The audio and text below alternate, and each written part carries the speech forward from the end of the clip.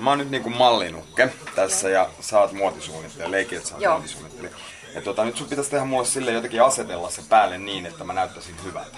Mä oon menossa catwalkille. Joo.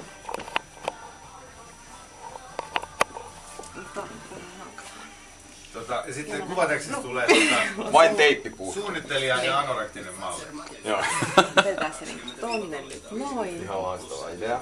Mä oon siitä käyttänyt tasan. Joo, mä tiedän. Sitten mä käännän tätä Joo. näin.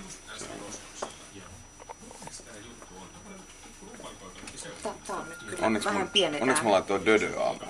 Tosi nätti hei toi Katrin printti, minkä Katri on maalannut suoraan mallin. Joo. Tää on body painting. Se on oikeastaan tää idea. Jätetään kivasti tää pitsi tähän vielä näkyviin. Noin. Ja Jope poseraus.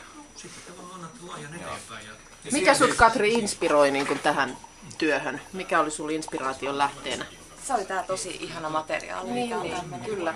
Sitten katso sun vaatteita ja koti tehdä täsmälleen erilaisia. Niin just. Sitten mä ymmärrän tuon Katrin tuossa, mutta eikö Antti A. tippunut jo kisasta?